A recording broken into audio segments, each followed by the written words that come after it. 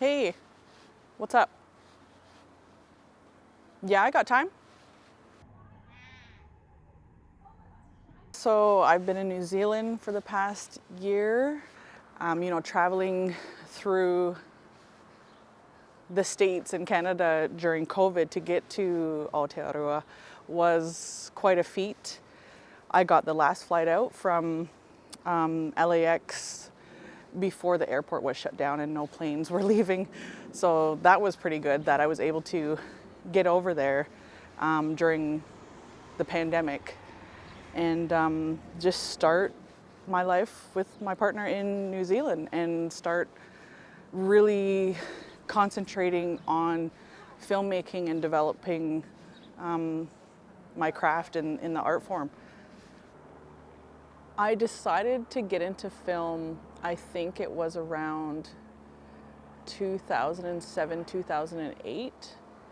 I just started going to the Imaginative Film Festival in about 2006 or 7. And I saw some really great films there, and they were horror films. I went to the Witching Hour, and after that I was like, I want to make a film. I want to make a horror film. I went to a crash course 1-year program film school at Trevis, and I made a horror film out of that program, and it was an Imaginative in 2009, I believe, yeah. And so that's when I decided, like, this is what I want to do. I want to make films. So one of the books that I really loved as a child was called The Rough-Faced Girl. And it was a book that my grandmother used to read to me all the time when I was little, and it was actually a Cinderella take, but with like a Native American First Nations twist on it. And it was about this girl who had two sisters, and they were really mean to her, and she always had to tend to the fire, so she always had like burn marks from the ambers on her, and she had like ashes in her hair, so she looked like dirty. And but that's actually like super sacred. She was basically like a fire keeper, always keeping the fire going.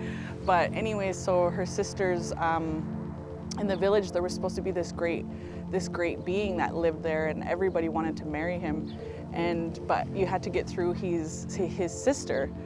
And so the rough-faced girl, her older sisters wanted to go and try and marry the great being, so they asked their father, we want the best buckskin and the best beads and leather moccasins, we want like all the best gear so we can go try and marry the great being.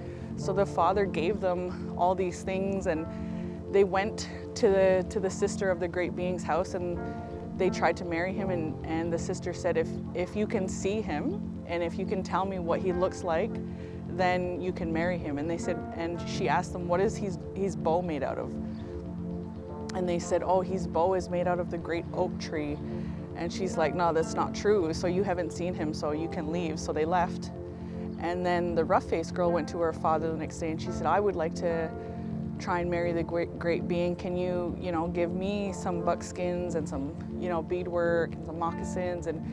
And her dad said he's already given all his things that he had to her older sisters. So he said, all I have is like these old moccasins and, the old leather that I have. And so she said, well, I'll take it. So she had, big moccasins on, and she wet them to try and, mold them to her feet. And then she took the old pieces of leather and made a dress out of it. And she used birch from the bark from the birch tree, and she made like a crown for herself. And she went there and she asked the sister if she could marry the great being. And the sister said, have you seen him? What does he look like? And she said, do you know what his bow is made out of? And she said, yeah, his bow is made out of the great rainbow. And she asked, what is his sled made out of? And she said, his sled is the Milky Way of the stars.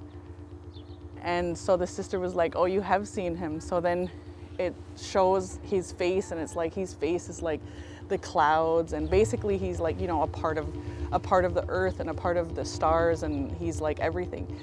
And then a great, good-looking native man appears in the teepee where they were meeting, and then he says, you know, I will marry you. And so they get married and they live happily ever after.